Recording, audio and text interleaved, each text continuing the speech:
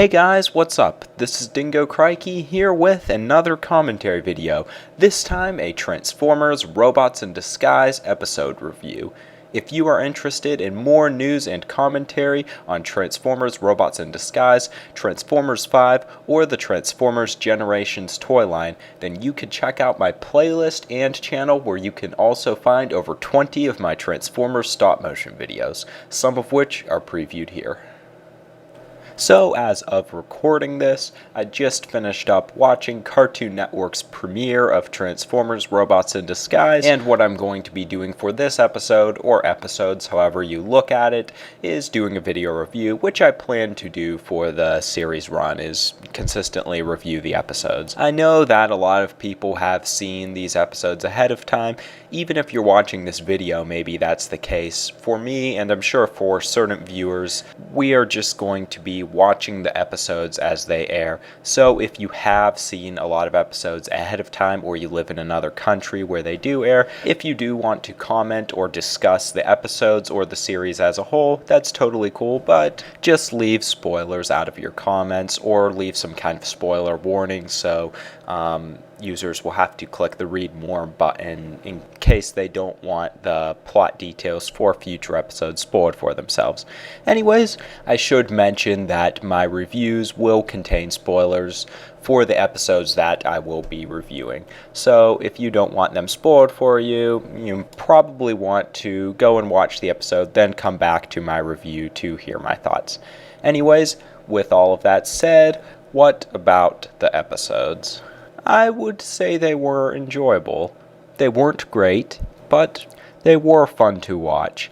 I feel like for me, and I think it's probably the case for a lot of other people, is that it kind of met our expectations. For me, it was a little bit better. The character interaction was better than I thought it would be. I enjoyed it more, but there were a lot of things about these two episodes that just about met my expectations. Not much better, not much worse. A few things that were worse, but most of it just about what I expected, and a few things a little better. So let's get into the details. So the plot of the show and the premise for these first two episodes can basically be summed up that Bumblebee is sort of like a police warden on Cybertron, and he doesn't have the most prestigious job or anything despite his past experience fighting the Decepticons and Starscream, all of that, but he's called into a more exciting adventure, so to speak, by Optimus Prime, who calls him to Earth. Once he goes to Earth, him and the other Autobots basically find out that there are a bunch of high-risk Decepticons who were freed from a prison ship that crashed on planet Earth, and now they basically pose a threat to the planet, and Bumblebee has to find a way to work with his ragtag group of Autobots, Dinobots, Minicons, humans, and defeat the Decepticons, which in this case it was Underbite. So my thoughts on the overall plot for the show is that it has a lot to be desired. Like, this isn't the kind of plot that I hear about and I'm really intrigued by. And of course we knew about this plot before we seen the episodes, but the way it was handled just didn't leave me wanting to see a whole lot more. Like, I'm going to watch it obviously to make reviews, and because I did enjoy the episode on a number of other levels, but the plot doesn't seem all that great to me, and I'm guessing they are going to take it in some different directions. Optimus Prime, who was revealed to still be somewhat alive at the end of the episode, seems like he's going to have his own story, and that actually seems a lot more interesting than the main plot. The main plot, though, seems like it has a lot to be desired at this point. It could change. Maybe when Steeljaw is introduced, it could become a lot more interesting, but right now it's just okay. But saying that, I can't think of many Transformers series that had very exciting opening episodes that seemed super intriguing. I would argue that Beast Machine's episodes introduced an intriguing story with a lot of mystery, but most of the time we don't really get that, so I don't think you could judge the show on that level. If you're not looking at this as a premise for an entire show and just as two standalone episodes, the plot works pretty good, but there are a lot of ways I feel like it could have been handled better that I'll get into later in the video. Anyways, moving on to the characters, I actually really enjoyed the characters overall. There are some problems with them, but overall I really enjoyed them. On initial impression, I actually liked them better than I initially liked a lot of the Transformers Prime characters. And what I think really sold these characters was that they had a lot of bickering going on, which is something we haven't really seen since Beast Wars. True, we did get it in Age of Extinction, but that was almost like this savage, unbelievable, unpersonal, like they're pointing guns and beating the crap out of each other. Like, this was something where it's just a lot of fun to watch. It seems more believable, it's not overdone to the extent of some other bickering in Transformers shows, and it's really different from what we've seen in Transformers Prime.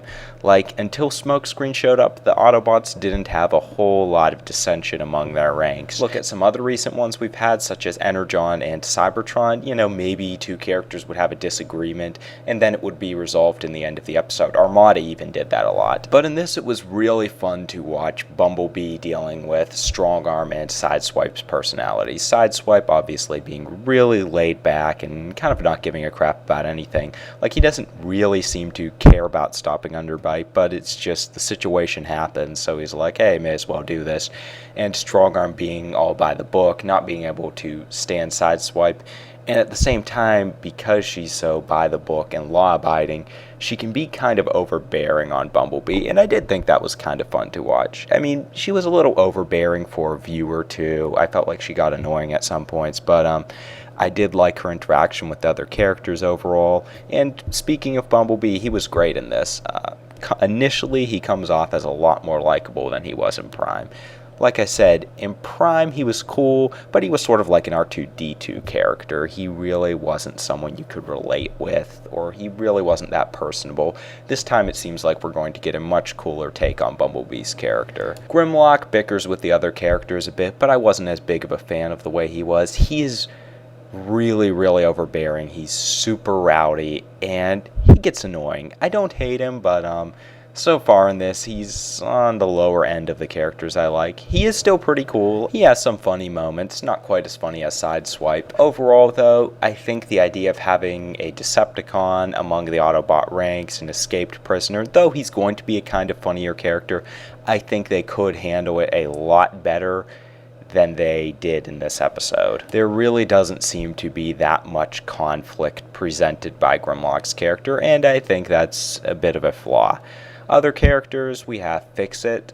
He was great. I really, really liked Fix-It. About the only thing I didn't like was his mispronouncing of words, because it's one of those quirks of a character that will probably get overdone really, really, really quickly. After we find out he can't pronounce words right, or he's kind of short circuits, I don't really see how it's funny beyond that point. It's kind of like I could see them telling the same joke over and over again.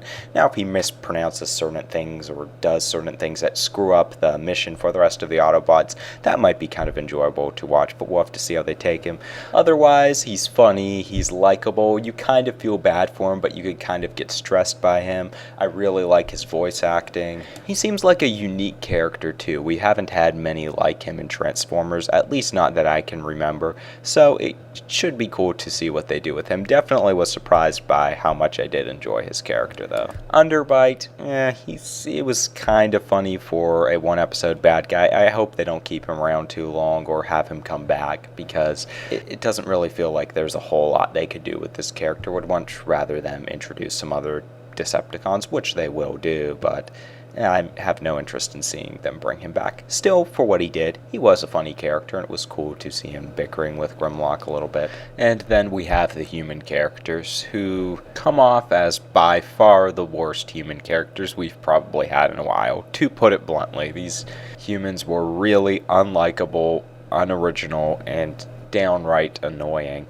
I mean, the dynamic between them seems like a poor man's version of Tessa and Cade's relationship in Age of Extinction, which was already terrible. If you've seen my review on that, you know my thoughts on that. It was horrible. This was just cringing every single time one of them spoke, especially Russell. His dad, I didn't like him, but Russell made it all the worse. Just everything about their relationship, and Russell especially, felt super, super contrived. Even the way they were introduced to the Transformers felt totally unnatural. Some of the worst human Transformers introductions we've seen.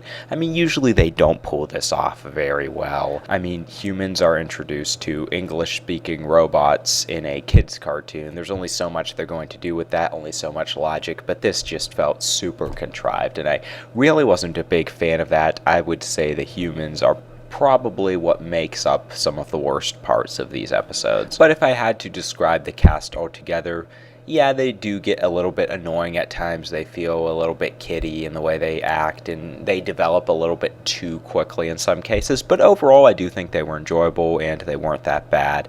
Going on to some other things. Visually, it doesn't look the best. In my opinion, it isn't as bad as a lot of people make it out to be. But let's face it, this is no Transformers Prime. But, we've dealt with other Transformers shows that haven't looked so great, such as Energon and Cybertron. So for some people, that's probably a determining factor. For me, if the show is good enough, I can overlook that. Unless it's, I don't know, really, really bad. As far as some other visual aspects, I do think a lot of the choreography was pretty cool. The action sequences were fun to watch. The angles oftentimes were intense with the camera swings, especially when Sideswipe is jumping off of the trees. I really enjoyed that. So even though the look, the CGI, whatever it's called, doesn't look the best, I do think they work with what they have pretty well. One of the things I didn't like visually is the way their lasers look. They just look too small. They don't produce enough damage. A lot of things in those regards. The glowy effects, such as space bridges,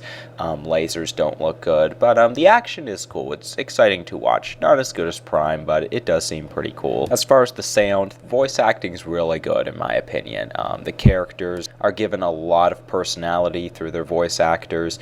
Some of the lines are bad, but that really doesn't have to do with the voice acting. If you're a really good voice actor, you can deliver a bad line good and pull it off.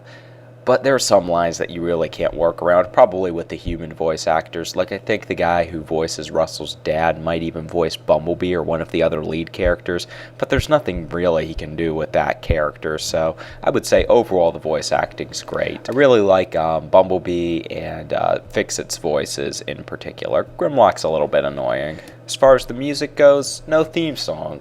That was really disappointing. But these are the first two episodes. Maybe it's just something a little bit different. As far as the rest of the music, it was really forgettable. Nothing too significant about it.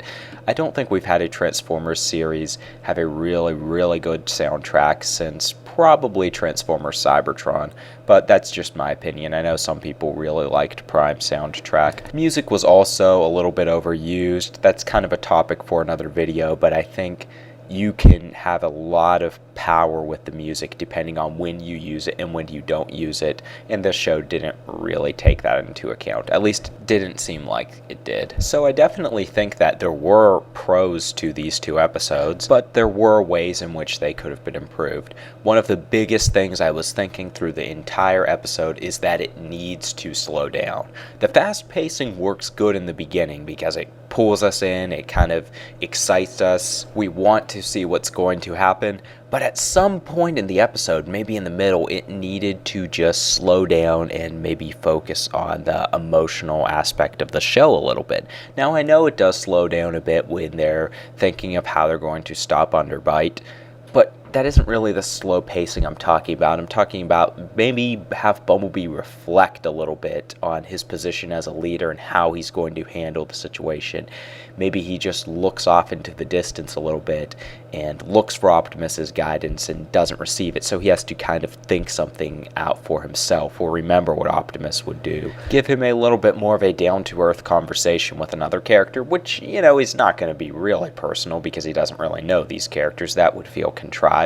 But it needed to slow down a little bit. I feel like that would have really, really helped the episode. The thing is, when you have something that's that fast-paced, it is exciting and everyone's drawn in, and I hear a lot of people will complain when shows slow down.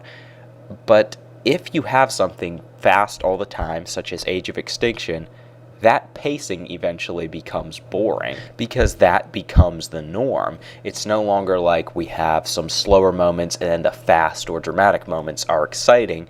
They lose all their power because we see them so much. Once again, Age of Extinction is a great example of this. And this episode was exciting, but I felt like by the end I was a little bit bored because it was just non-stop and never stopped to reflect or just slow down. It was too much happened. Also, I feel like the characters all adapt to the situation a little bit too quickly, which doesn't give it a very believable feel. Beast Wars handled this really, really well, where the characters fit better in their roles as the series went on. Also, I really, really felt like Bumblebee needed to do some things on his own, and I'd really like to know what you guys' thoughts are on this, is that every time Bumblebee was going out on his own, the other Autobots followed along. I don't think there was one instant where the other characters didn't end up coming along. And I think at a certain point you need your main guy to be on his own, whether it's for him to learn a lesson, whether it's because he's matured enough and he now needs to do things on his own, which wouldn't be the case with Bumblebee and Transformers R.I.D. at this point. But still, Bumblebee needed to go off on his own, and it also became extremely predictable that everyone was going to follow along. I think it would have been cool if Bumblebee tries to stop Underbite at some point, fails miserably, and then he's kind of like, I need at least Strong Arm's help, and, have him stoop down to that level, so to speak. Would have given him room for a lot more development. Also, kind of going off of that, I think we should have seen Bumblebee kind of fail at the end of the episode. Maybe they capture Underbite, but he can't really keep the Autobots together. Maybe Fix-It's even the only one who stays with him. And it's not like he's really arrogant or he's pushing them out, he's just can't keep them together as a leader. At least with Sideswipe and Grimlock, Strong Arm would probably stay along too. But I think that would be a lot more entertaining if we got to see the next episodes open up with something like Bumblebee trying to track down Sideswipe and just explaining to him in some form why they need him, even if Bumblebee is totally coming up with the explanation on the spot, or it's total bullcrap just because they need more numbers. That would be a lot more interesting and would also give some back and forth between the two of them. I don't know what they're going to do in episode 3, but I really didn't get that impression. Once again, it goes back to the idea of the show needing to slow down. Kind of seen this in a cartoon a few years back, Wolverine and the X-Men. Is the impression we got from the trailer was that the show was going to start off with Wolverine and Beast, and they were going to be slowly reuniting the X-Men. But what happened was by the end of maybe the second or third episode, he already had a ton of the X-Men with him, and then they would just come across these new characters every few episodes. That was a really bad way for them to handle it, in my opinion. There was a cartoon called X-Men Evolution way, way back that I grew up with, and it was way more slow-paced in this regard. I personally prefer that because we get a lot more time with each character, and I think we value their presence in the show a little bit more. And I'll just leave it at that. Once again, I did enjoy the episode, but I do think there were areas in which it could have really been improved. As far as the highlights of the episode, number one would definitely be Sideswipe's little discussion with Fix-It, where Fix-It starts rambling and Sideswipe just leaves because he can't stand him. I thought that was a really funny scene. I really enjoyed it. And then, of course, the second big highlight would be Optimus Prime arriving in the end and giving his little speech to the Autobots. I thought that was really cool. I mean, maybe they could have waited a little bit longer to bring Optimus back in the flesh, metal, whatever. But it was a pretty epic moment, especially for Bumblebee to be seeing Optimus again after he thought he died. It was one of the few times Optimus shows up that I actually kind of got chills. I mean, I'm usually not as crazy about Optimus as everyone else is, but that was actually a really cool scene. I'm really, really looking forward to see what they're going to do with Optimus's character in this cartoon, because he isn't going to be the main focus. Bumblebee and his group of Autobots are going to be. So, Optimus is in a little bit of a different light, and hopefully they'll do some cool developments with him. Anyways, there probably are some other things I could talk about, but I'm going to try to wrap the video up here. Overall, I did like the episode, but there was a lot of room for improvement. But I mean, as a Transformers fan, I'm still going to watch it, and even if it wasn't just to review the episodes, I think I would keep up with the series at this point. It was good enough. Now, if the series stayed at this point, I might be a little bit like, I'm not sure I'd recommend it, but right now it's pretty good. I would say it's about average. If I had to give a rating, sort of a collective rating to the 2 episodes, usually I'm pretty critical. I think my standards are probably pretty skewed because I look for very specific things in shows. So I would probably give it like a 6.5 out of 10. Which might sound really bad, but the first 2 episodes did have a lot of flaws. Like I said, characters kind of adapted to situations really quickly. The human characters were unbearable. The plot doesn't seem that interesting. So those are definitely going to detract, but I'll definitely be keeping up with the series. Anyways, that's all I have to say for this one. You guys can leave your thoughts in the comment section below. What do you think of the premiere of Transformers Robots in Disguise? Do you like the characters overall, sort of like I did, or maybe you didn't enjoy them so much and thought they were kind of stereotypical, boring, annoying, whatever. Maybe you really, really enjoyed these episodes and much preferred them to the tone of a show like Transformers Prime. Leave your thoughts in the comment section below, along with any topic suggestions you might have. You know, topic suggestions pertaining to Robots in Disguise would really be hot right now. Maybe spotlights on certain characters. What do I think of certain aspects of the show that I didn't cover in this video? But also, you can drop off topic suggestions for Transformers 5 or just general Transformers discussion topics. If you haven't done so already, you could check out my previous Transformers commentary videos and my Transformers stop motion videos. Anyways, that's all I have to say for this one. Thanks for watching, stay tuned, and have a good one, guys.